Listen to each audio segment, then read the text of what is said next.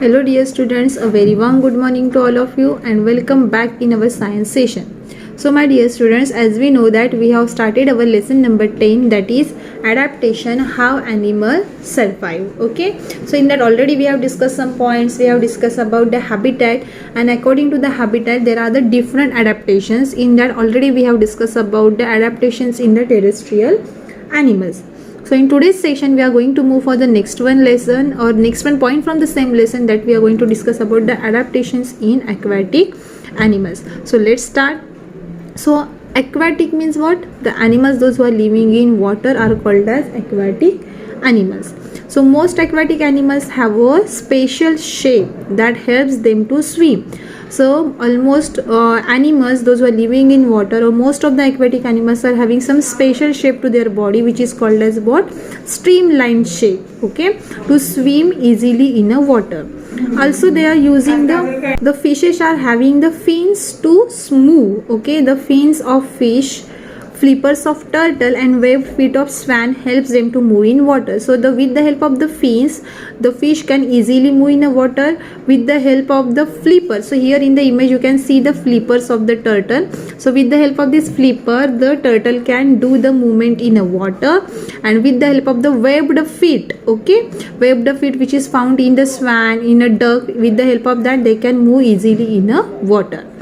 Most of the aquatic animals like fish and the crabs breathe through the gills.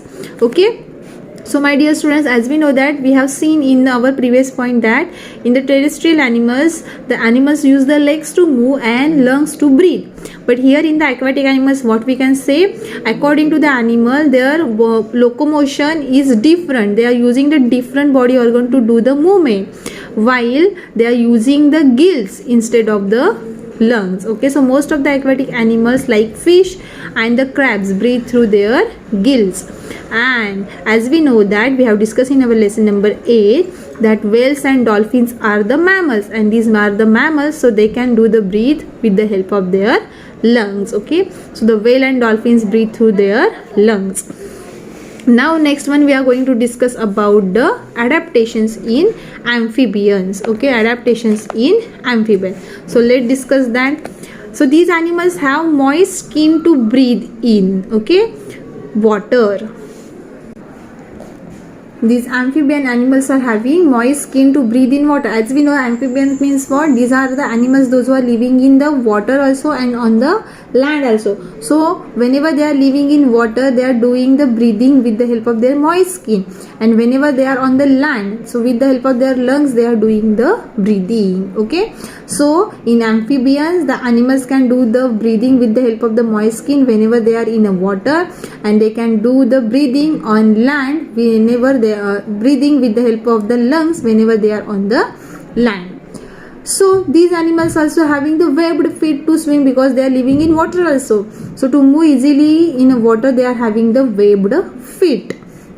Amphibians like frogs and salamander have strong back legs. Okay, why they are having the strong back legs? To hop and to do the proper jumping on the land. So they have the strong back legs than front legs to hop and move on land. So these are the certain adaptations in the amphibians. They are having, they can do the breathing with the help of the moist skin also, with the help of the lungs also, and they are having the backside legs very strong to do hopping. Okay, now let's move on the next one, that is we are going to discuss about adaptations in arboreal animals.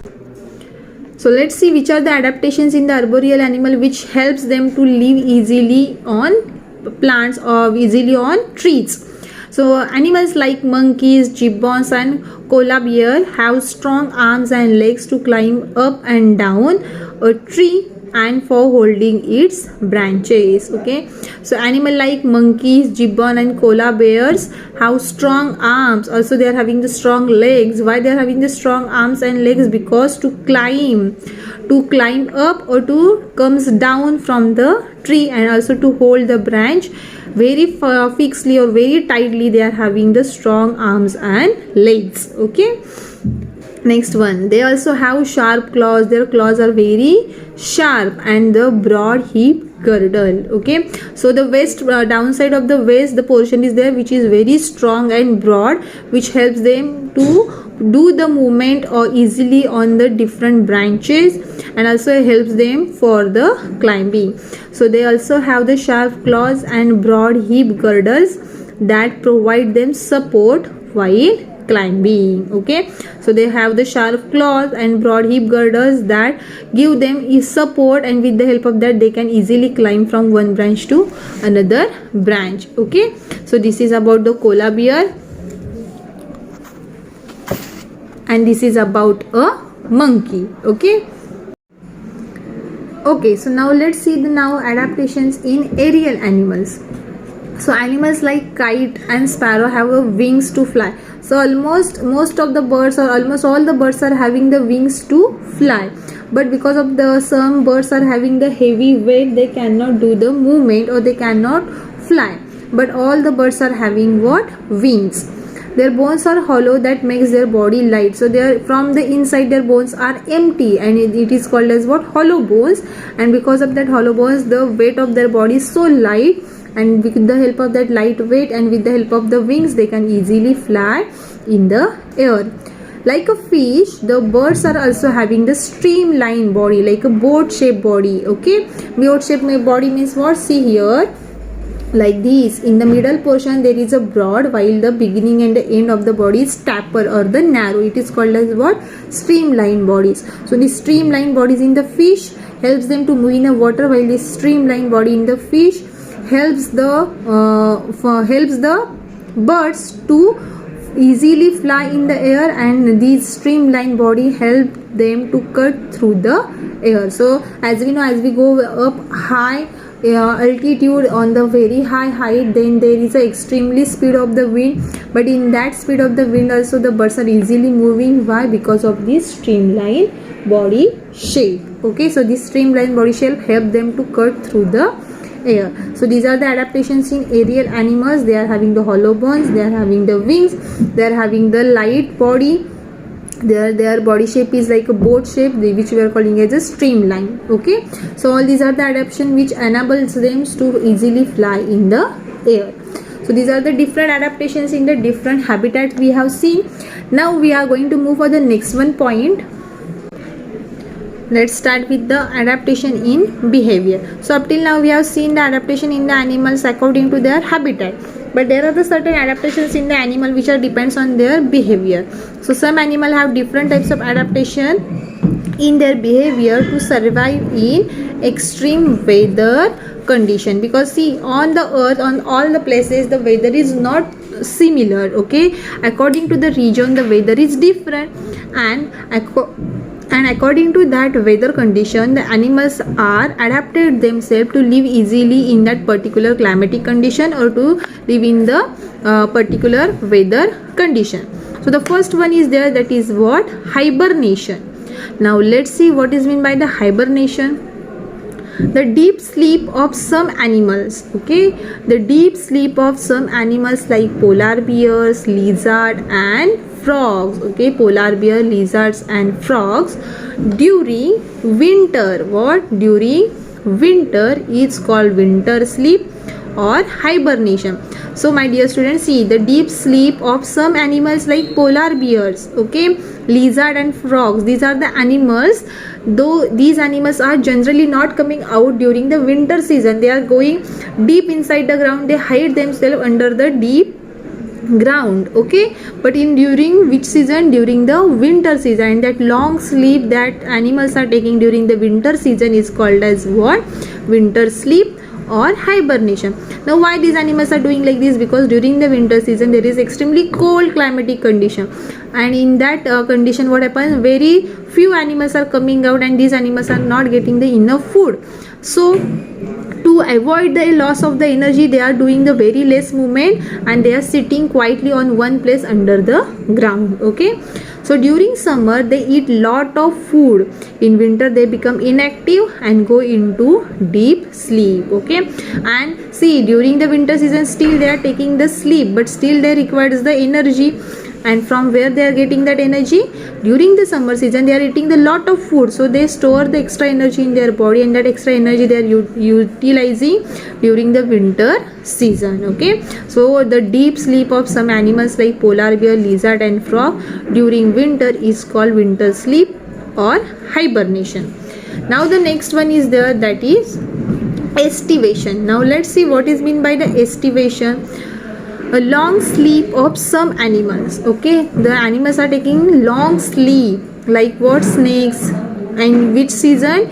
During summer is called summer sleep or estivation. So if the animals are going to the deep sleep during the summer season, then that sleep is called as what? Summer sleep or estivation. Okay, so the winter sleep is called as hibernation, while the summer sleep is called as what? Estivation. Okay, now we are going to see the next one, adaptation according to the behavior of an animal, that is what? Migration. Okay, so there are the certain birds which are traveling a thousands of kilometer distance from and moving from one country to another country. Okay, so that movement of the birds, they are traveling the thousands of kilometer, that movement of the birds, it is called as what? Migration. Okay, so let's see what is meant by the migration. Siberian cranes lives in extremely cold places. They cannot survive in the cold winters there. Okay, so in the Siberian cranes live usually in the Siberian countries. What happens? There is extremely cold, and whenever there is a winter season, that time there the temperature goes very down, in a minus degree the temperature goes. So the Siberian crane cannot survive properly in that cold winters. So that is the reason, so they leave their homes in winter and fly thousands of kilometers to warmer places in search of food and shelter. Okay, so during that Siberian crane, during the winter season, they leave that their native place, and they fly the thousands of kilometers to come to the warmer places in search of food and shelter. Afterwards, whenever the winter season get over there, again they go back to their native places when winter ends there. Similarly, other animals also regularly move from one place to another place. Okay, so the seasonal mass movement of animals to move a more favorable environment is known as migration. Okay, so the seasonal mass means what? Very big, very large movement, thousands of kilometers they are traveling. Okay, so that's why it is called as what? Mass movement. So during the particular season, the birds are doing a thousands of kilometer running. They are cutting the thousands of kilometers running. That's why we are calling as what? The seasonal mass movement of animals. Two, why they are doing this much movement? Why they are running from the one place to another place? To a more favorable environment. To get the more favorable environment is known as what? Migration. Okay, so humpback whale live in the polar region but move to the tropical ocean when winter comes for breeding. Okay, so one more example is what? Humpback whale is generally living in the polar region, but whenever there is a winters in the polar region, it moves to the tropical ocean for the breeding. Breeding means what? To give the birth to their young ones. Okay, so this is about what? Migration. Migration means what? The animals are doing the seasonal mass movement to move for the more favorable condition, and that movement is known as what? Migration. Okay, going from one place to another in search of food, in search of shelter, or to give the birth to their young ones. Okay, so my dear students, here we have discussed the three more points, that is what? Adaptations according to the behavior. We have discussed about hibernation, estivation, and then migration. Okay, so this is all about today. We will stop here. We will meet in the next video with the next point, and for today, thank you.